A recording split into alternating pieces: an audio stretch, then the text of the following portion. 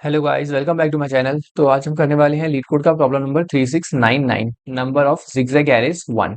ठीक है। तो इस प्रॉब्लम को भी हम उसी तरह ड्राइव करेंगे जैसे हम अपने हर एक प्रॉब्लम को करते हैं। ठीक है।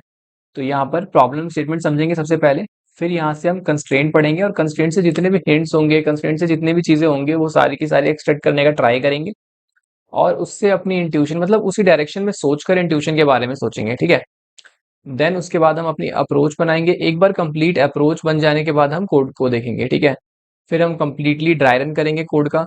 ड्राई रन वाला स्टेप में भी यहीं पर हो जाए, अप्रोच के अंदर ही में। समटाइम्स वहां पे कर देना बेटर होता है, समटाइम्स कोडिंग के बाद करना बेटर होता है।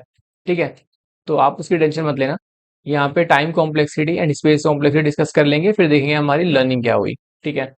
तो बहुत अच्छे से करने वाले हैं इस प्रॉब्लम को, ताकि अगर इस टाइप का चैलेंज आपके सामने दोबारा आता है तो आप इसको अच्छे से कर पाओ। ठीक है। प्रॉब्लम मतलब थोड़ा सा ट्रिकी है, बट हार्ड तो नहीं है। मैं आपको बताऊंगा कैसे करना है इसे। ठीक है। यहाँ पर हमें तीन वेरिएबल्स दिए हुए हैं। पहले प्रॉब्लम स्टेटमेंट समझ लेते हैं, which is our first step. कि हमें एन दिया हुआ है, एल दिया हुआ है और आर दिया हुआ है। एन क्या है? एन है एरे की लेंथ, एल है मिनिमम वैल्यू एंड आर है मैक्सिमम वैल्यू। इसके कहने का मतलब है कि एल और आर क्या है? इंक्लूसिव है इस रेंज के अंदर। एल और आर की रेंज में ही हमें एन साइज की एरे बनानी है। ठीक है।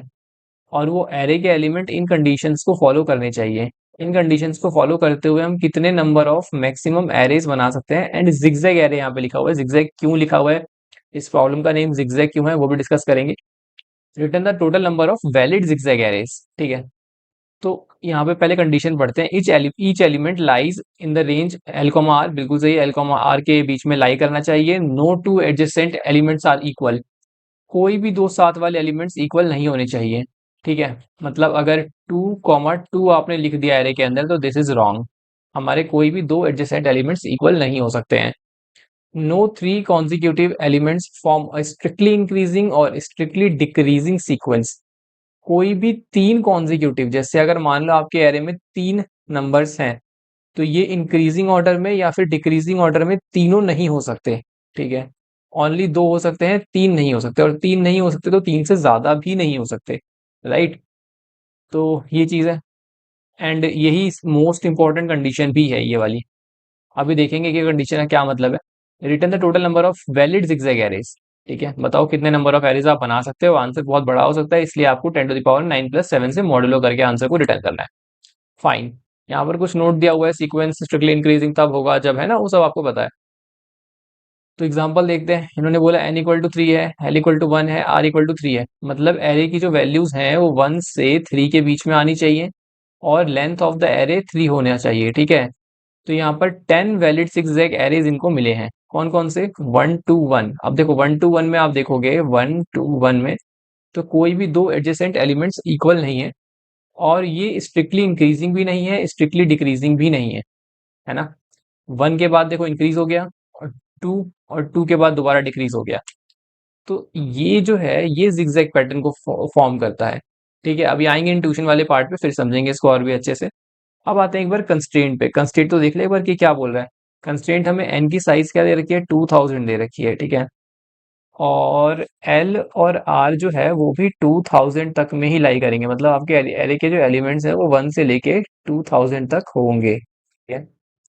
तो अगर मैं बोलूँ कि इसका अगर आप मैक्स ले लो तो क्या हो सकता है? आपको 1,2000 दे सकते हैं ये लोग, राइट। और एरे की साइज क्या है? आपके एरे की साइज ये लोग मैक्सिमम एन आपको 2000 दे सकते हैं।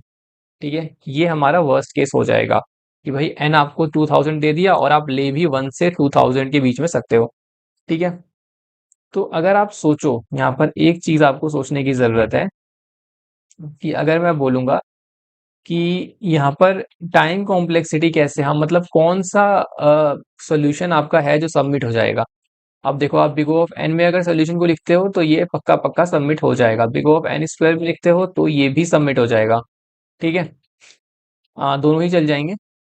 तो एन स्क्वायर से आप ये देखो कि अगर आप हर एक एलिमेंट के लिए चेक करते हो, जैसे यहाँ पे एन दिया हुआ है ना, तो आप हर एक एलिमेंट के लिए चेक कर रहे हो। तो अगर आप एन मल्टीप्लाई दिस रेंज, अगर मैं इस रेंज को पी बोल दूं, तो एन मल्टीप्लाई पी भी अगर आप कर देते हो तब भी कितना बन सकता है? मैक्सिमम तो आपका यही बन सकता है। ठीक है। जो कि यहाँ पर होगा 4 × 10⁶। जो again big O of n into P के लूप को, टाइम कॉम्प्लेक्सिटी को बहुत आराम से रिजॉल्व कर लेगा। ठीक है, तो ये चीज हमें देखने को यहाँ पे मिलती है। क्योंकि मैंने ये इसलिए किया, अब आप बोलोगे यार ये क्यों कर दिया, ये करने की क्या जरूरत थी, हम कैसे सोचेंगे, क्योंकि आपको रेंज दी हुई है, ठीक है, और आप हर एक एलिमेंट पर ट्रेवर्स करना चाहते हो, है ना, ये भी सोच के देखो ना, 1 से लेके 2000 के बीच में आप हर एक एलिमेंट पे ट्रेवर्स करना चाहते हो, तो मे भी आपको हर एक एलिमेंट को चेक भी करना पड़े। ठीक है, ठीक है, तो यहाँ पे हम आगे चलते हैं प्रॉब्लम के अंदर। ठीक है, प्रॉब्लम सिंपल ही है, बस आपको मैं दो तीन चीजें बताऊंगा इस प्रॉब्लम के लिए, और फिर आप इस प्रॉब्लम को खुद सही कर लोगे। ठीक है, देखो सबसे पहले तो एक बात अगर आप नोटिस करोगे, ठीक है, इन्होंने बोला, अब बहुत क्लियर क्लियर समझते हैं हर एक चीज को, ठीक है, कि कोई भी दो एलिमेंट एडजेसेंट वो इक्वल नहीं हो सकते। ठीक है, राइट, मैंने मान लिया। दूसरा, कोई भी तीन कॉन्जिक्यूटिव एलिमेंट स्ट्रिक्टली इंक्रीजिंग या स्ट्रिक्टली डिक्रीजिंग नहीं हो सकते। ठीक है, अब इस कंडीशन को एक बार और अच्छे से समझते हैं, कि अगर ये नहीं होगा तो क्या होगा, मान लो अगर मेरा एलिमेंट यहाँ पर है, ठीक है, तो अगला एलिमेंट या तो इससे बड़ा होगा या तो इससे छोटा होगा, इतनी बात समझ में आती है। ठीक है, क्योंकि देखो बराबर तो नहीं होगा, बराबर होगा तो क्या होगा, एडजेसेंट इक्वल आ जाएगा, तो या तो बड़ा होगा या तो छोटा होगा, मैं मान लूं बड़ा होगा, मान लेते हैं बड़ा होगा, छोटा ही मान सकते हो। ठीक है, तो अब हम इस पॉइंट पे पहुंच गए। ठीक है, अब बताओ अगला एलिमेंट कौन सा होगा, अगला एलिमेंट क्या इसके बराबर हो सकता है, नहीं, कंडीशन के हिसाब से नहीं हो सकता। क्या इससे बड़ा हो सकता है, बड़ा अगर कर दोगे आप, तो ये क्या हो जाएगा, ये हो जाएगा तीन consecutive element strictly increasing order order में हो जाएंगे, है ना, जो कि अगेन हमारी कंडीशन को वॉयलेट कर रहा है। तो हम इसको क्या करेंगे, अब इसको, हाँ, हम थोड़ा ना करेंगे, इसको तो छोटा होना ही पड़ेगा, यहाँ पे इसको डाउन जाना ही पड़ेगा, इसका कंस्ट्रेंट है ये। अब हम डाउन आ गए, तो बताओ अब कहाँ जा सकते हैं। देखो डायरेक्शन तीन है, या तो ऊपर जाओगे या तो नीचे जाओगे, नंबर से बड़ा लोगे, नहीं तो नंबर से छोटा लोगे, नहीं तो नंबर के बराबर लोगे, इसके अलावा कोई और कंडीशन नहीं है हो सकती है। तो बराबर वाला केस तो हमने हमेशा के लिए काट दिया, क्योंकि एडजेसेंट इक्वल हो जाएंगे।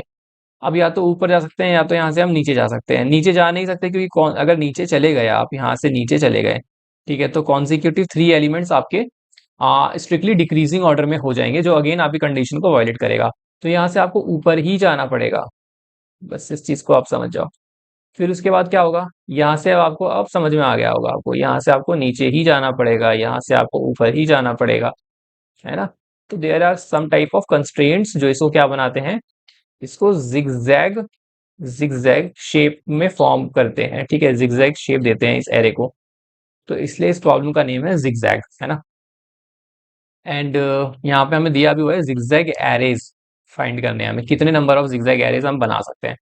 अब आपको प्रॉब्लम थोड़ी थोड़ी समझ में आना शुरू हुई होगी, कि हाँ यार अब सही लग रहा है, थोड़ा सा समझ में आ रहा है, सोच सकते हैं। ठीक है, तो इसके बाद समझते हैं क्या स्टेप्स हैं। ठीक है, अब बिल्कुल ध्यान से समझना है यहाँ से, ठीक है, बस 10 मिनट अच्छे से समझ लोगे तो ये प्रॉब्लम आप खुद ही कर लोगे। अगर मैं यहाँ से नीचे भी जाता, इतना ये भी तो समझ में आ ही होगा, बस फिर समझा देता हूँ, यहाँ से अगर मैं नीचे भी जाता, ऊपर नहीं जाता, तो यहाँ से मुझे वापस से क्या जाना पड़ता, ऊपर जाना पड़ता, फिर उसके बाद मुझे वापस से नीचे। तो आप कैसे भी चले जाओ यार, आपको करना यही है, करना यही पड़ेगा आपको, है ना। तो ये हो गई हमारी पहली ऑब्जर्वेशन। ठीक है, कि हमने ऑब्जर्व किया भाई एरे जो है वो जिगजैग फॉर्म में बन रहा है। ठीक है, तो हम क्या कर सकते हैं इसके अंदर, है ना, हम क्या कर सकते हैं, हम इसके अंदर एक चीज को लेके चल सकते हैं, कि भाई एक चीज हमें पता है, कि अगर मेरे पास दो एलिमेंट हैं, तो या तो एक केस ये होगा या तो दूसरा केस ये होगा। ठीक है, ये हम श्योर है, श्योर हो आप, बिल्कुल श्योर है। ठीक है, या तो ये होगा या तो ये होगा। और एक और चीज मुझे आपको बतानी है यहाँ पे, एक और चीज अगर आपने ऑब्जर्व करी हो, क्योंकि ये प्रॉब्लम आप एक बार नहीं 4 बार पढ़ो, तब आपको ये समझ में आएगा कि यहाँ पे कुछ तो मिसिंग सा लग रहा है, कुछ मिसिंग मिसिंग सा लग रहा है ना। आपको बिल्कुल ऐसा लगेगा, ऐसा हो ही नहीं सकता कि आपको नहीं लगे, कि कुछ तो मिसिंग है इसके अंदर, जो जो अजीब सा लग रहा है ना, फीलिंग दे रहा है अंदर से। एल और आर, आप ये चीज देखो, इन्होंने रेंज दे रखी है, रेंज दे रखी है ना, और यहाँ पे दे रखा है लेंथ ऑफ एरे। सोच के देखो, रेंज दे रखी है और लेंथ ऑफ एरे है।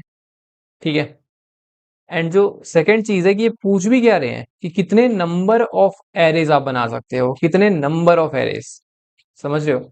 तो एक बात मुझे आप बता दो, कि अगर मैं यहाँ पर, जैसे इस एग्जांपल में तो n इक्वल टू 3 था, l इक्वल टू 1 है, आर इक्वल टू 3 है। ठीक है, तो ये चाह रहे हैं कि 1 से लेके 3 तक के नंबर को हम भरना शुरू करें एरे के अंदर। ठीक है, लेंथ 3 होनी चाहिए एरे की। बिल्कुल सही। ठीक है, अब मैंने यहाँ पे कर दिया n इक्वल टू 3 और यहाँ पे लिख दिया भाई l जो है आपका, मान लो आप समथिंग 28 और r जो है आपका क्या हो जाएगा 31। हाँ सॉरी 38, 31 में तो 4 रेंज हो जाएगी ना, 30 लिखते हैं। ठीक है, ताकि थोड़ा सिंक में रहे हम लोग। तो आप बताओ क्या इसके लिए आंसर अलग आएगा और इसके लिए अलग आएगा? बहुत कॉमन सेंस लगाकर सोचना, इन दोनों के लिए क्या आंसर्स अलग आएंगे, ये बताओ। देखो, ये बात डिपेंड करती है कि एल और आर का कोई यूज भी है कि नहीं है। और ये तो बस रेंज की तरह यूज हो रहे हैं ना। यहाँ पर क्या मिल रहा है आपको? यहाँ पर आप 1 2 और 3, और यहाँ पर आपको क्या मिल रहा है 28 29 और 30। ठीक है, अब आप इनको फिल करो एरे में रख के, या एरे को इनसे फिल करो, है ना। एरे को कोई फर्क नहीं पड़ता, ये आप वहां पे 28 29 30 रख रहे हो या 1 2 3 रख रहे हो, उससे कोई फर्क नहीं पड़ता। नंबर ऑफ एरेस तो सेम ही बनने हैं, है ना। नंबर ऑफ एरेस तो जितने इधर बनने हैं उतने उधर बनने हैं।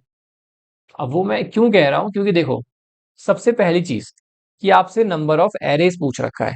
ठीक है, नंबर ऑफ एरे, जिस एरे के अंदर आप कुछ भी फिल कर सकते हो, बस उस रेंज में होना चाहिए।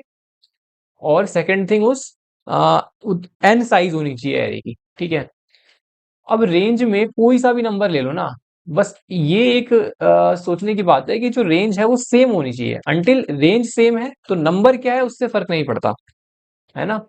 क्योंकि यहाँ पे कोई आपकी कंडीशन नंबर को लेके है ही नहीं। ऐसा थोड़ी कि भाई किसी भी दो नंबर का डिफरेंस एडजेसेंट टू नंबर का डिफरेंस 2 होना चाहिए, 4 होना चाहिए, ऐसा यहाँ पे नहीं लिखा हुआ। यहाँ पे लिखा हुआ है no two adjacent elements are equal, equal नहीं होना चाहिए, बहुत जनरलाइज बात है ये। No three consecutive elements form a strictly increasing or strictly decreasing sequence. This is also a generalized thing जो हम इन दोनों एरे पर अप्लाई कर सकते हैं, क्योंकि ये दोनों के दोनों सेम नेचर दे रहे हैं हमें। सेम इंक्रीजिंग ऑर्डर का नेचर दे रहा है ये range, same increasing order, same length का नेचर दे रहा है ये वाला रेंज। तो इन दोनों केस के लिए आंसर जो है आपका बिल्कुल सेम आने वाला है। ठीक है, ठीक है, इतनी बात आपको समझ में आती है? अगर आपको इस पार्ट में कोई भी डाउट है तो आप प्लीज मुझे कमेंट करके पूछ लेना। ठीक है, और बता भी देना यार आपको समझ में आया कि नहीं आया। ठीक है, अब यहाँ पर क्या होता है कि हम इंक्रीजिंग ऑर्डर जा सकते हैं, नहीं तो डिक्रीजिंग ऑर्डर जा सकते हैं। और ये वाली ना बहुत इंपॉर्टेंट ऑब्जर्वेशन थी। अब आपकी बिल्कुल डायरेक्शन ही बदल जाएगी सोच की, कि एल और आर क्या है उससे कोई फर्क नहीं पड़ता है। बस एल और आर की रेंज क्या है उससे फर्क पड़ता है, कि कितने एलिमेंट्स उसके अंदर आ रहे हैं, मेरे पास कितने नंबर ऑफ एलिमेंट्स हैं। This depends. ठीक है, कि कितने नंबर ऑफ एलिमेंट्स हैं जिनको यूज करके मैं एरेज बनाने वाला हूँ, जिगजैग एरेज बनाने वाला हूँ। ठीक है, तो पहले क्या मैं वो नंबर ऑफ एरेज निकाल लूं? अगर मैं बोलता हूँ कि के लिख देते हैं इस चीज को, ठीक है, तो बताओ, सॉरी नंबर ऑफ एरेज बोल दिया मैंने, क्या मैं पहले इसकी रेंज निकाल लूं, है ना। रेंज कैसे निकालेंगे? ऑब्वियसली आर और एल के बीच में कितने नंबर है निकालने के लिए हम R minus L plus one करते हैं।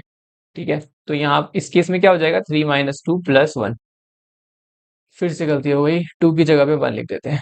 यहाँ पर आ गई रेंज 3, है ना, कि भाई के इक्वल टू 3 है। मतलब 3 एलिमेंट्स हैं, हमें 3 एलिमेंट्स को है हमारे पास जिनको हम ले सकते हैं। तो हम हमेशा क्या करेंगे, हम हमेशा फिक्स कर देते हैं। अब जब फर्क ही नहीं पड़ रहा तो फिक्स कर देते हैं, भाई हम 1 से 3 लेंगे हमेशा। अगर मेरा के कल को 10 आ गया तो क्या करेंगे? कुछ भी हो, एल आर कुछ भी हो, हम अपना जो ये बदलेंगे नहीं, हम 1 से लेके 10 तक को फिल करने का ट्राई करेंगे। ठीक है, ठीक है, तो ये थी आपकी ऑब्जर्वेशन नंबर 2, ये वाली चीज, कि आपने ये ऑब्जर्व किया या नहीं किया। ठीक है, इन दोनों ऑब्जर्वेशन से जो कंक्लूजन निकलेगा वो अभी आपको पता चलेगा। ठीक है, तो यहां से आप ऊपर जा सकते हो, नहीं तो नीचे जा सकते हो, ये बात तो फिक्स है ना। आप ऊपर या नीचे जा सकते हो, तो मैं यहाँ पे एक एरे बना सकता हूँ, है ना। एक मैं यहाँ पे एरे तो बना ही सकता हूँ। तो मैं एक एरे बना लेता हूँ। और एरे कितने साइज, और एरे में क्यों बना रहा हूँ, सबसे बड़ी बात है कि एरे में क्यों बना रहा हूँ। एरे में इसलिए बना रहा हूँ ताकि मैं इनके स्टेट्स को स्टोर कर पाऊं। अब मान लो आप, चलो आपको एक एग्जांपल देता हूँ। मान लो यहाँ पे 1 है, तो 1 से बड़ा 2, राइट। और यहाँ पर मैं अगर बोलूं कि 3 है, तो 3 से छोटा भाई 1 भी हो सकता है, 2 भी हो सकता है। तो इन स्टेट्स को स्टोर करने के लिए मैं एक एरे की हेल्प ले रहा हूं। अब आप थोड़ा सा सोच के बताओ, ठीक है, आप थोड़े कंफ्यूज हो रहे होगे। अगर आपने बिल्कुल पहली बार अगर आप इसका सोल्यूशन देख रहे हो, आपको अभी समझ में नहीं आया कि इस प्रॉब्लम को कैसे अप्रोच करना है, तो आप थोड़े अभी कंफ्यूज हो रहे होगे, बट ट्रस्ट मी यार, ठीक है। देखो यहाँ पे दो केस है, फिर से बताता हूँ। आपको वन से अगर ऊपर जाना है तो आप टू या थ्री ले सकते हो, अगर आपको थ्री से नीचे जाना है तो आप वन या फिर टू ले सकते हो। आपको इस चीज को स्टोर करना है। मैं आपको बिल्कुल टाइम दे रहा हूँ, आप सोचो इस बारे में, आपको इस चीज को स्टोर करना है एक एरे के अंदर। तो पहला क्वेश्चन तो ये बता दो कि वन डी एरे होगी या टू डी एरे होगी, ठीक है। अब आप सोचोगे कि यार स्टोर करना है ना, तो वन से टू, और वन से टू जा सकते हैं, वन से थ्री जा सकते हैं, लेकिन हमें ऊपर ही जाना है ये कौन बताएगा। तो सबसे पहले हमें, हम कहाँ से आ रहे हैं उसको स्टोर करने की जरूरत है भाई। इधर वन लिखा हुआ है, ये स्टोर करने की जरूरत है ना, कि हम कहाँ आ रहे हैं। और दूसरी चीज, हम कहाँ जाना चाहते हैं, हम ऊपर जाना चाहते हैं या नीचे जाना चाहते हैं। तो first thing is value, and second thing is direction, ठीक है। कि भाई वैल्यू और डायरेक्शन आपको स्टोर करनी है। तो आप टू डी एरे का सिलेक्शन करोगे, है ना। Yes, two D array is more helpful in this case, ठीक है। तो क्या करेंगे, टू डी एरे बना लेंगे। अगेन एक और क्वेश्चन आता है, ये आपको पता है क्वेश्चन, कि साइज क्या होगी। टू डी एरे तो सोच लिया, साइज क्या होगी टू डी एरे की। इस बारे में भी सोच सकते हो, अगर आप इतना सोच सकते हो कि टू डी एरे बनानी हो, तो ये भी सोच सकते हो साइज क्या होगी। सबसे पहले तो रो की बात करते हैं, रो कितने होंगे। तो अगर आपको इस टाइप की, यहाँ पे वन और थ्री जरूरी नहीं, यहाँ पे टू भी हो सकता है, टू से ऊपर भी जा सकते हो, नीचे भी जा सकते हो। वन से देखो, मैं आपको अगेन बताता हूँ, देखो बहुत बहुत समझ में आ रहा है अब क्या हो रहा है यहाँ पे। देखो, वन से ऊपर जा सकते हो, वन से नीचे जा सकते हो, टू से ऊपर जा सकते हो, टू से नीचे जा सकते हो, थ्री से ऊपर जा सकते हो, थ्री से नीचे जा सकते हो। अगेन कुछ भी नंबर यहाँ पे हो सकते हैं आगे, पर अभी हम इतने नंबर्स को देख रहे हैं, ठीक है। तो एक तो वैल्यू को, आपने खुद बोला वैल्यू को स्टोर करने की जरूरत है, और एक डायरेक्शन को, कि ऊपर जाना चाहते हैं या फिर नीचे जाना चाहते हैं। डायरेक्शन हम कॉलम में रिप्रेजेंट करेंगे और वैल्यू हम रोज में। तो सारी वैल्यूज आ जाए, इसके लिए क्या होना चाहिए कि जो हमारी रेंज है उस साइज, उतने साइज तो हमें कम से कम मिलने चाहिए। तो अगर अभी के लिए मैं हमारा ये वाला एग्जांपल को चलाकर देखूं कि n इक्वल टू थ्री है, l इक्वल टू वन और r इक्वल टू थ्री है, ठीक है। तो अभी के लिए मैं आपको एक और चीज क्लियर कर दूं कि हम इस एग्जांपल के ऊपर ही पूरे क्वेश्चन को सॉल्व करने वाले हैं, तो इस एग्जांपल को बहुत ध्यान से समझना, ठीक है। अब आप बोलोगे इतना छोटा सा एग्जांपल क्यों दे रखा है, अगर आपके मन में आता है तो मैं आपका प्रॉब्लम का आंसर करता हूँ, कि इससे आपको बहुत अच्छे से समझ में आ जाएगा। अगर आपका n इक्वल टू कल को 7 होता है और l इक्वल टू 1 से 8 होता है, तो भी कोई फर्क नहीं पड़ता। अगर 10 से 20 होता है तो भी कोई फर्क नहीं पड़ता। मैंने बताया था नंबर से कोई फर्क नहीं पड़ता, रेंज से फर्क पड़ता है। तो यहाँ पर आपको पता है कि रेंज में कितने नंबर हैं भाई, तीन नंबर हैं आपके पास, जो कि 1 2 और 3 हैं। तो अगर आप चाहते हो कि इसकी रो में 1 2 3 आ जाए, तो आप बताओ कितने साइज की बनाओगे। ऑब्वियसली 4 साइज की बनाओगे, 0 1 2 3, क्योंकि इंडेक्सिंग 0 से शुरू होती है। तो आप k प्लस वन साइज का एरे बना रहे होगे, राइट। अगर आपका k इक्वल टू थ्री निकल के आता है, यहाँ पे कैसे निकलेगा, ये r minus L plus one करके। तो आप k प्लस वन साइज का एरे बना रहे होगे। अब बताओ कॉलम कितने होंगे भाई, दो ही तो डायरेक्शन है, अप है नहीं तो डाउन है। तो ये लो, एक अप के लिए अप होगा तो यहाँ पे, और डाउन होगा तो यहाँ पे आएगा, है ना, ठीक है। ये मैं बहुत बेसिक से बता रहा हूँ आपको, ठीक है। तो यहाँ पर मैंने अप को किससे रिप्रेजेंट किया यार, अप को ना, अप जीरो से अच्छा ही लगेगा। हम अप को वन से रिप्रेजेंट करेंगे और डाउन को जीरो से, ठीक है। ठीक है, अप को वन से इसलिए क्योंकि यार थोड़ा सा सिंक हो पाएगा, है ना, मन में कि अप है तो बड़ा वाला वन वाला, ठीक है। समझ में आ गया। अब आपको ये बात याद रखनी है कि ये जो रोज हैं ये वैल्यूज को प्रेजेंट कर रही है, रिप्रेजेंट कर रही है, और ये जो है कॉलम जो है, जीरो जो है वो डाउन को और वन जो है अप को, ठीक है। हर एक सेल क्या स्टोर कर रहा है, हर एक सेल ये स्टोर कर रहा है। मान लो मैं इसको उठाऊं रैंडमली, ये वाला सेल मैंने उठा लिया, मैंने बोला ये वाला सेल उठा लिया, ठीक है। अब यहाँ ये कौन सा सेल है, ये कौन सा है, 2,0, है ना। तो 2,0 ये रिप्रेजेंट कर रहा है कि मेरी लास्ट वैल्यू टू थी और मैं जिस रास्ते आया हूं वो डाउन था। तो ऐसा, भाई डाउन से आया हूं और मेरी लास्ट वैल्यू टू है, समझ रहे हो। तो इस इस कंडीशन को फॉलो करते हुए कितने नंबर ऑफ एरेज बन सकते हैं, ये सेल ये बताता है, ठीक है। बहुत क्लियर है। अभी आपका एक डाउट होगा यार ये कैसे निकालेंगे कि कितने नंबर ऑफ एरेज बन सकते हैं। चलो इसको भी देखते हैं एक बार, सारे केसेस में देखेंगे, ठीक है, सारे केस लेकर देखेंगे तो आपको समझ में आएगा। मान लो मैंने वन लिखा यहाँ पे, और हाँ अभी के लिए आप ये थ्री फोर फाइव सिक्स की टेंशन छोड़ दो। आप बस इतना समझ लो कि आपको 1 और 2, आपको एक एरो देखना है, बस सिर्फ एक एरो आपको देखना है, ठीक है। अब इसको बेस केस की तरह समझ लो कि आपको ये एक सॉल्व करना है, बाकी सब अपने आप सॉल्व होंगे। इसके बाद तो आपको बिल्कुल भी दिमाग लगाने की जरूरत नहीं है, बस ये समझ लो। देखो, तो यहाँ पर मान लो ये है, ठीक है, और ये क्या है, ये है 1। यहाँ से हम कहाँ जा सकते हैं, 1 को मैं इधर लिख लेता हूँ। यहाँ से मैं ऊपर जा सकता हूँ, नीचे जा सकता हूँ, ठीक है। अगेन यहाँ पर मेरा है 2, यहाँ से मैं ऊपर आ सकता हूँ, यहाँ से मैं नीचे आ सकता हूँ। अगेन मेरा यहाँ पे क्या है, 3 है, ऊपर जा सकता हूँ, नीचे जा सकता हूँ। तो अब मेरा क्वेश्चन आपसे ये है कि 1 से अगर मुझे ऊपर जाना है तो मेरे पास कौन कौन सी चॉइसेस हैं, बताओ। मेरे पास है 2 की चॉइस और 3 की चॉइस, समझ रहे हो। मैं 1, 2 कर लिख सकता हूँ, मैं 1, 3 लिख सकता हूँ। और 1 से अगर मुझे नीचे जाना है तो मेरे पास सिर्फ एक चॉइस है, 0 की चॉइस। सही है, बिल्कुल सही है। अगर मैं 2 से ऊपर जाना चाहता हूँ तो मेरे पास एक चॉइस है, 3 की चॉइस। 2 से नीचे जाना चाहता हूँ तो मेरे पास कितनी चॉइस है, बताओ। सॉरी, मैंने 3 की चॉइस बोल दिया। हाँ बिल्कुल, यहाँ पे 3 ले सकते हैं, हाँ बिल्कुल सही है। 2 से मैं 3 आ सकता हूँ, और 2 से, पर मैं यहाँ पे 1 से 0 नहीं आऊंगा। यहाँ पे 1 से 0 नहीं आऊंगा, यहाँ पर है कि कुछ नहीं नहीं आ सकता, है ना। ये चीज यहाँ पे एक गलती हो गई थी कि 1 से मैं 0 नहीं आ सकता, बिकॉज यार हमारे पास 0 नहीं है। एल से आर जो है वो 1 से 3 के बीच में है, तो 1 से 3 ले सकते हैं। तो 2 से 3 जा सकता हूँ, 2 से 1 जा सकता हूँ। 3 से ऊपर नहीं जा सकता मैं, नहीं जा सकता। 3 से नीचे आ सकता हूँ, 1 और 2। तो देखो आपको क्या मिल रहा है, आपको मिल रहा है एक एरे। मैं यहाँ पे बना लेता हूँ हमारी वो वाली एरे, ठीक है, कोई फर्क नहीं पड़ता। 1, 2 एंड 3, ठीक है। 0, 1, 2, 3, 0, 1। चलो यहाँ से फिल करना शुरू करेंगे, इसको हमेशा इग्नोर कर देंगे, बिकॉज ये इसलिए बैठा हुआ है क्योंकि इंडेक्सिंग 0 से होती है, ठीक है। और ना तो 0 हमारे पास है ही, बट उसका रहना जरूरी है ताकि आगे वाले नंबर एग्जिस्ट कर पाए। तो 1 के केस में देखते हैं। 1, बताओ कितने नंबर ऑफ एरेज बन रहे हैं जब 1 1 है, जब वैल्यू 1 पे खत्म हो रही है और डाउन है। ये बताओ मुझे कितने नंबर ऑफ एरेज बना पा रहे हो जब वैल्यू 1 पे खत्म हो रही है और एरे डाउन है। तो देखो ये रहा, वैल्यू 1 पे खत्म हो रही है और एरे डाउन है। सॉरी, हाँ, डाउन डाउन की डायरेक्शन में आ रहा है।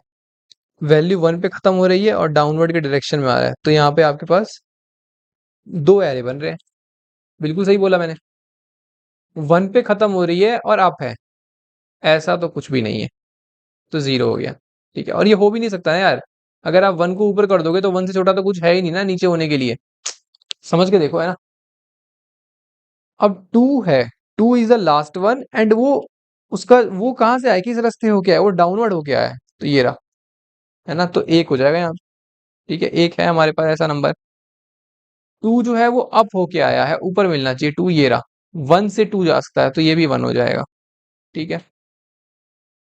और यार मेरे को नहीं पता मैं सही फील कर रहा हूँ कि नहीं, बट कॉन्सेप्ट यही है, ठीक है। तो अगर कुछ मिस्टेक हो तो मेरे को बता देना। 3 है, ठीक है। 3 जो है वो डाउन हो, डाउन वाले रास्ते से आया हो, तो 3 डाउन नहीं हो सकता ना, क्योंकि 3 से बड़ा तो क्या ही होगा, तो इसलिए यहाँ पे 0 हो जाएगा।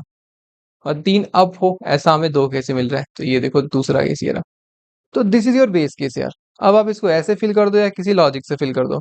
तो मैं तो आपको ये बोलूंगा, इसको ऐसे फिल करना, जैसे आपके पास अगर के दिया हुआ है ना, ठीक है, के आपके पास कुछ है, मान लो 3 है, ठीक है। तो ये पता है क्या हो जाएगा, अब के क्या रिप्रेजेंट कर रहा है, बताओ। अगर के 3 है तो क्या रिप्रेजेंट कर रहा है, ये हर टाइम वो लार्जेस्ट रेंज को रिप्रेजेंट कर रहा होगा। जैसे 1 से 3 है तो ये आर को ही रिप्रेजेंट कर रहा होगा मोस्ट ऑफ द टाइम, है ना, क्योंकि हम तो हमेशा 1 से लेने वाले हैं ना। समझ रहे हो मेरी बात। तो आपको यहाँ पे क्या करना है, तो मान लेते हैं कि हम ये चीज किस में कर रहे हैं, इस एरे को फिल हम लूप में कर रहे हैं, जो कि 1 से 3 तक का लूप चलेगा, ठीक है। तो कोई वेरिएबल होगा जो इनको रिप्रेजेंट कर रहा होगा, तो मान लेते हैं वेरिएबल वी है, कि v इक्वल टू 1 से v इक्वल टू 3 तक हम लूप को चला रहे हैं, बिल्कुल सही है, ठीक है। तो क्या हो सकता है अगर मैं k माइनस वी से फिल करूं हर बार, तो क्या मिलेगा मुझे, सोच के देखो। मुझे मिलेगा 3 - 1 2, है ना।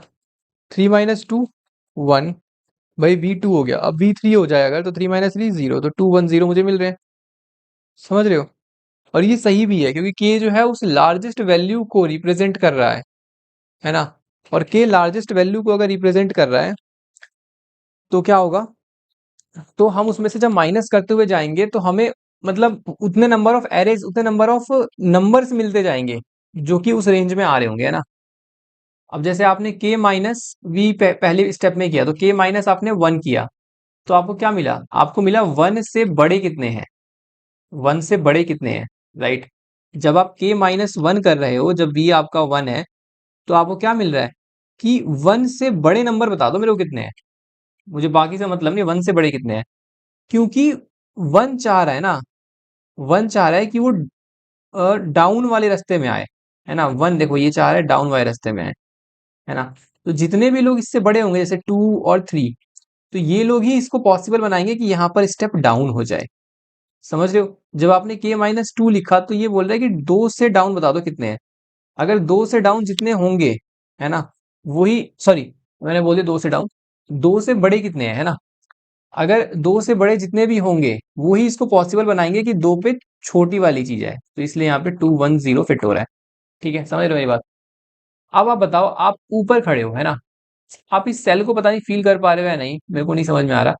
यहाँ पे 1 है, ठीक है, तो मेरे कहने का मतलब है 1 यहाँ पर है और ये ऊपर को आ रहा है, ऊपर को आ रहा है, तो ये क्या खोजेगा भाई, मेरे से नीचे बता दो कितने हैं। तो यहाँ पे क्या तरीका हो सकता है, यहाँ पर आप सीधा सीधा कर दो कि आप v-1 कर दो, ठीक है, v-1, कि भाई आप इस पे हो तो इससे नीचे बता दो कितने हैं। तो हमने बोला भाई 0 है, 0 है, ठीक है, 1 से नीचे 0 नंबर्स हैं ऑब्वियसली, ठीक है। 2 से नीचे बता दो कितने हैं, एक नंबर है, तो एक से ही वो ऊपर जा सकता है। 3 से नीचे कितने हैं, तो 2 नंबर्स हैं, तो वो 2 की हेल्प लेकर ऊपर जा सकता है। तो 2 नंबर ऑफ एरेज बनेंगे। ये क्या रिप्रेजेंट कर रहे हैं, ये कह रहे हैं नंबर ऑफ एरेज हैं हम लोग नंबर ऑफ एरेज हैं, समझ रहे हो। बट क्वेश्चन में तो 3 पूछा है, हाँ क्वेश्चन में 3 पूछा है, क्वेश्चन में 4 भी पूछ सकता है, क्वेश्चन में 5 भी पूछ सकता है, क्वेश्चन में कितना ही पूछ सकता है, ठीक है।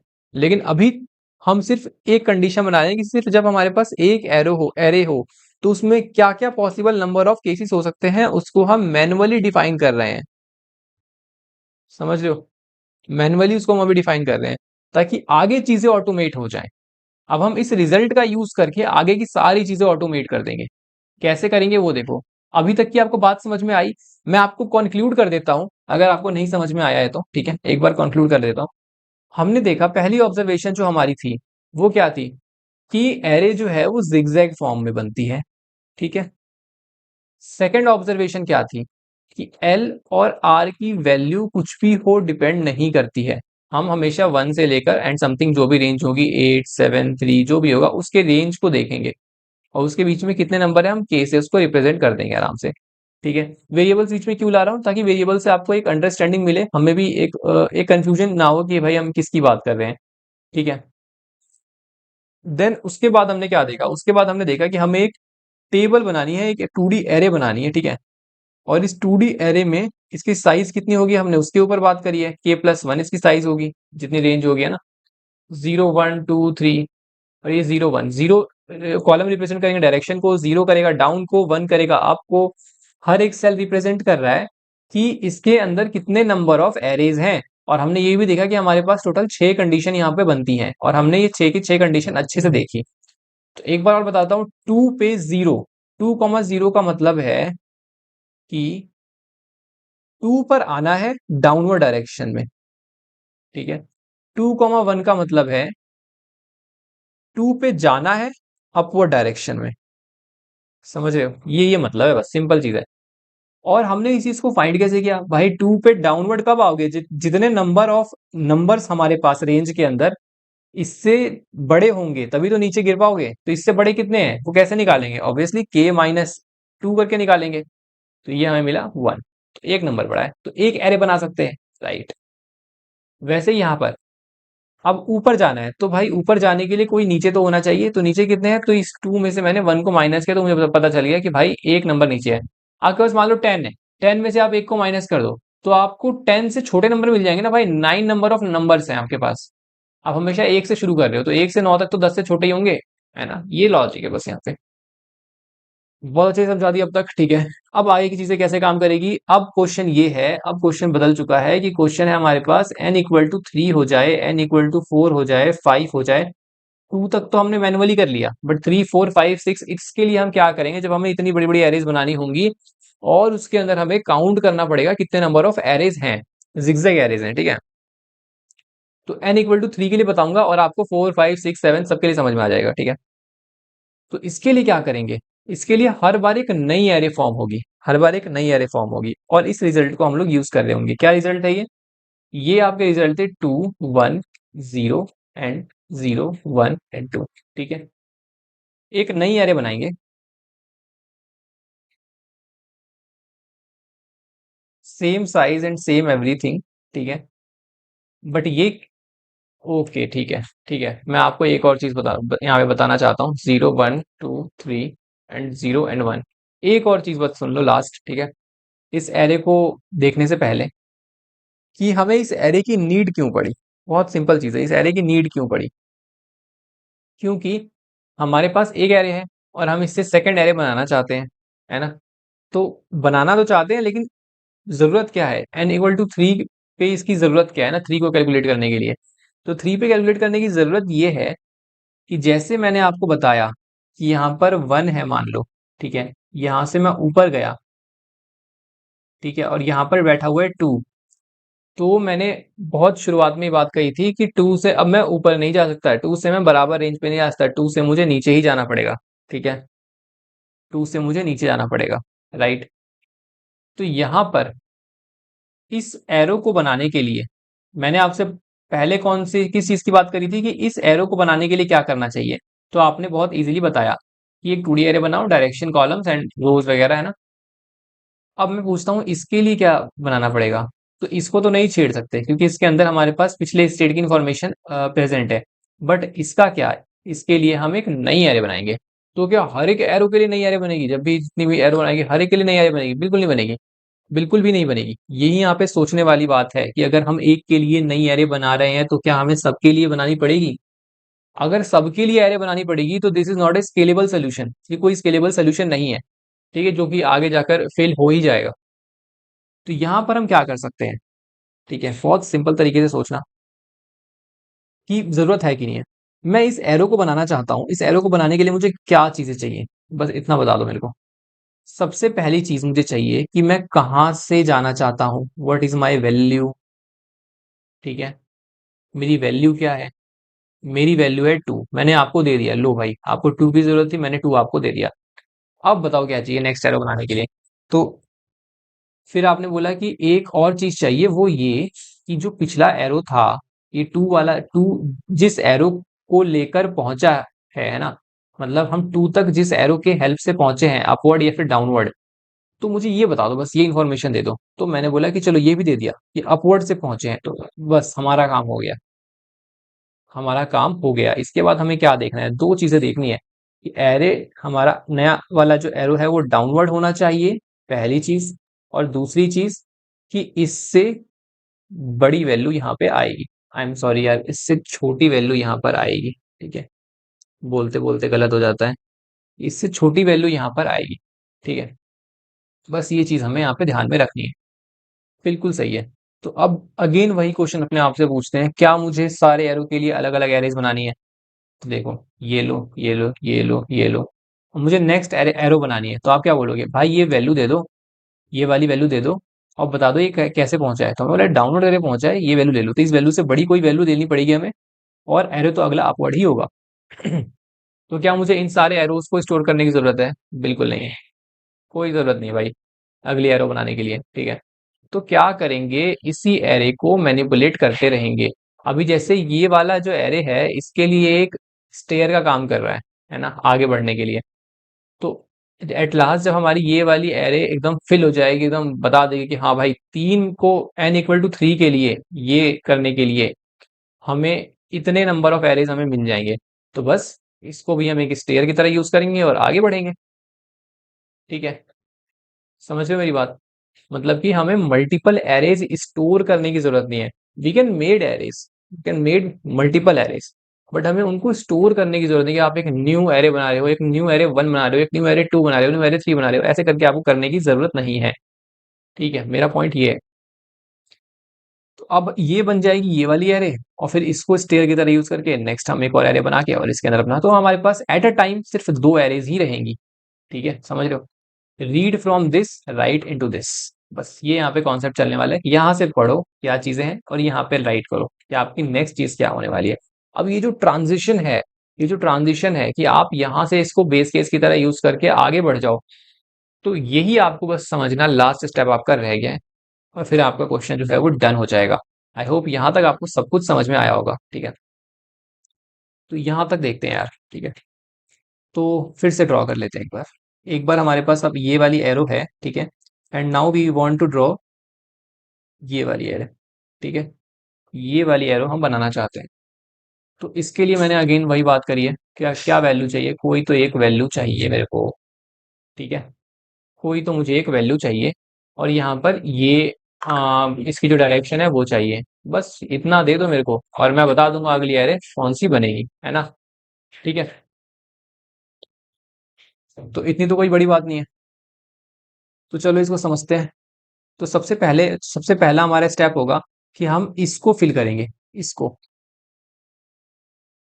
इसको। ठीक है, या फिर इसको कर ले, किसको करें? डाउनवर्ड को पहले फिल कर ले, या फिर अपवर्ड को हम पहले फिल कर ले? अपवर्ड को पहले फिल करके देखते हैं, चलो। ठीक है, किसी को भी कर सकते हो, कोई इशू नहीं है, किसी को भी कर सकते हैं। ठीक है, पहले अपवर्ड को फिल करके देखते हैं कैसे होगा फिर ये। सबसे पहला फोकस्ड सेल ये होगा हमारा, सबसे पहला फोकस्ड सेल ये होगा। ठीक है, अब इससे आगे पूछते हैं इसको क्या क्या चाहिए। 1,1, 1,1 हमें बनाना है। चलो ये हमें बनाना है। देखो उल्टा जा रहे हैं, उल्टा जा रहे हैं। वन मतलब ये वाला वन मतलब अपवर्ड होना चाहिए, चलो अपवर्ड बना दिया, एक एरो तो अपवर्ड होगा ही। कहाँ पे एंड होने वाला है? वन पे एंड होने वाला है। ठीक है, तो मतलब इसके जो लास्ट वाला एरो होगा वो डाउनवर्ड होगा। ये लो डाउनवर्ड बना दिया है ना, है ना, डाउनवर्ड बना दिया।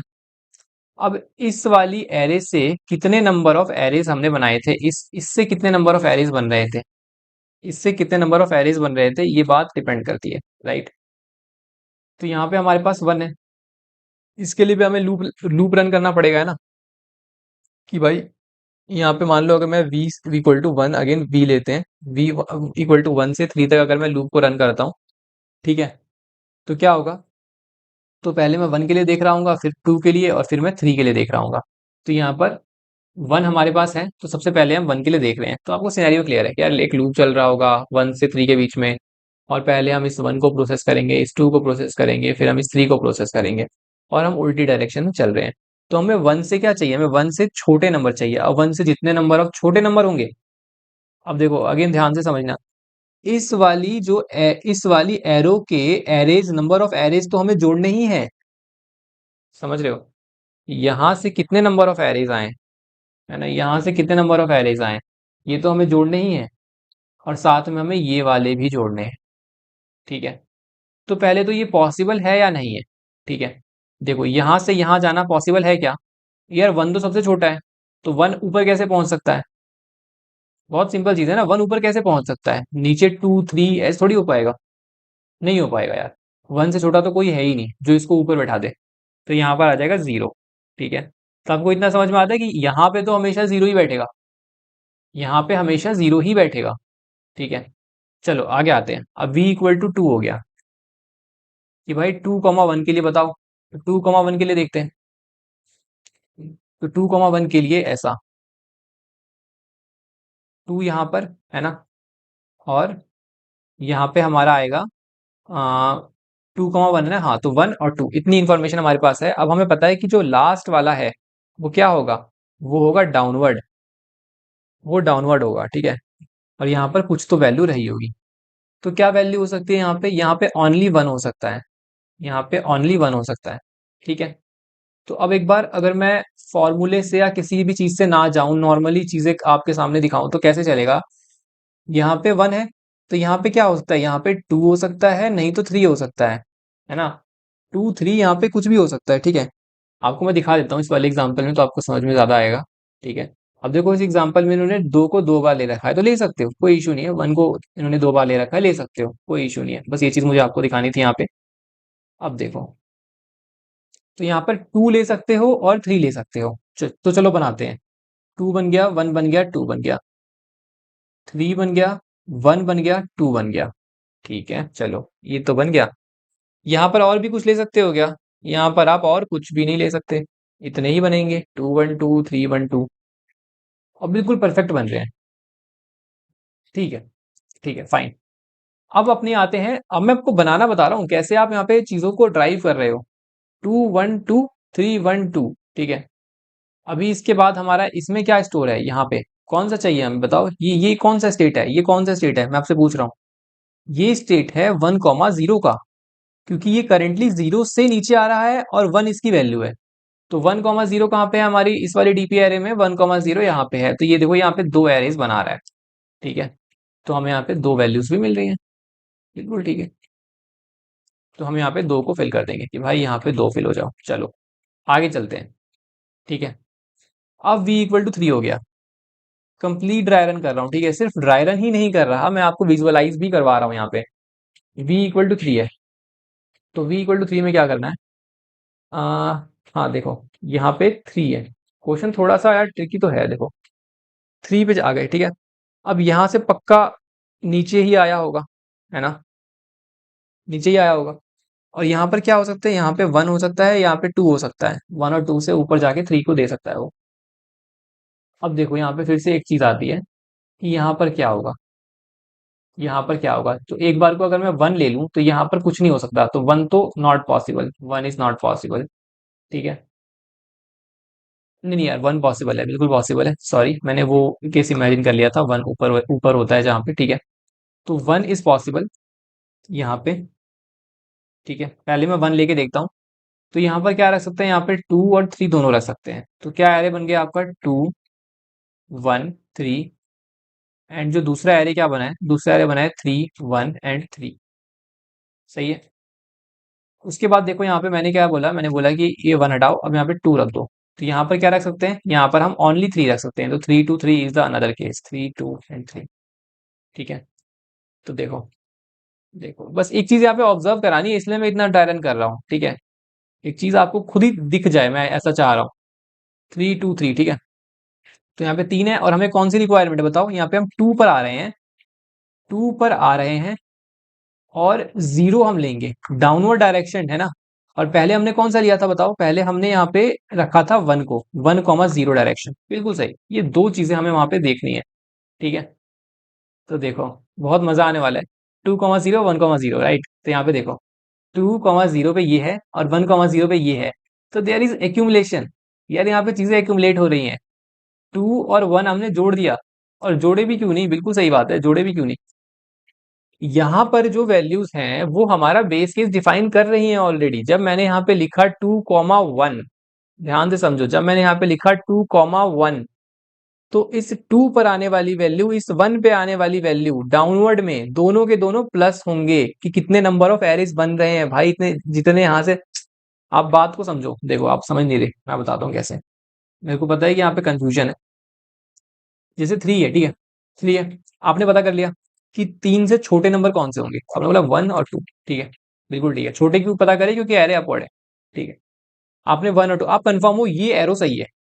अब इस एरो को सही रखते हुए, ये 1 कितने नंबर ऑफ एरे दे सकता है, ये 2 कितने नंबर ऑफ एरे दे सकता है, इनको प्लस कर दोगे तो ये बन जाएंगे टोटल नंबर ऑफ एरेस। है ना, समझ रहे हो, और ये कहाँ से मिलेगा, ये हम प्रीवियस हमारे एरे से मिलेगा। ठीक है, हमारे प्रीवियस एरे से मिलेगा ये। ठीक है, तो इस चीज को आप बहुत ध्यान में रखना। अब यहाँ पे जो है ना एक्यूमुलेशन हो गया, तो यहाँ पे 3 हमें मिल गया। अब देखो आगे अगर मैं आपको दिखाऊं, सॉरी ये v = 3 था क्या, v = यार खत्म हो गया, ठीक है, छोटा सा एरे था, कोई बात नहीं। ठीक है, आपको इतना समझ में आ गया कि यहाँ पे चीजें एक्यूमुलेट हो रही हैं। यहाँ पर क्या होगा, यहाँ पर 3 होगा। तो हमें करना क्या है, हमें डाउन वालों को एक्यूमुलेट भी करना है साथ साथ। ठीक है, हमें डाउन वालों को साथ साथ एक्यूमुलेट भी करते हुए चलना है। चलो 0 के लिए भी पूरा कर लें, 0 के लिए भी कर देते हैं। अब देखो, अब वैल्यू ऐसे है। अब v = हम कहाँ से कहाँ तक चलाएंगे, 3 से 1 तक चलाएंगे। ठीक है, 3 से 1 तक चलाएंगे। तो देखो यहाँ पे 3 होगा। ठीक है, क्यों किया अभी आपको पता चल जाएगा, डोंट वरी यार। 3 है, तो 3 से बताओ कहाँ तक हो, क्या आएगा, यहाँ पे क्या क्या हो सकता है, यहाँ पे 1 हो सकता है और 2 हो सकता है। तो 1 और 2 जहां अपवर्ड हो, मतलब जहां पे 1 हो, मतलब 1,1 और 2,1, जाके वैल्यू देखो और दोनों को जोड़ दो, है ना। जाके वैल्यू देखो और दोनों को प्लस कर दो, राइट। बिल्कुल सही, बिल्कुल सही बात है। लेकिन हमने यहाँ पे एक गलती कर दी है, हमने नहीं, सॉरी, मैंने गलती कर दी है। 1,2 से यार ऊपर जाएगा 3 के केस में, नीचे नहीं आ सकता ना, नीचे नहीं आ सकता। थोड़ी कंफ्यूजन तो होती है देखो ऐसे प्रॉब्लम्स में। तो यहाँ पर मैं इसको हटा देता हूँ, ठीक है। ये केस फिजिबल नहीं है जिसमें 3 नीचे आ जाए, ये केस फिजिबल ही नहीं है, ठीक है। तो यहाँ पर क्या मिलेगा मुझे, 0 नंबर ऑफ एरेज मिल रहे होंगे। v इक्वल टू जब मेरा 2 होगा, ठीक है,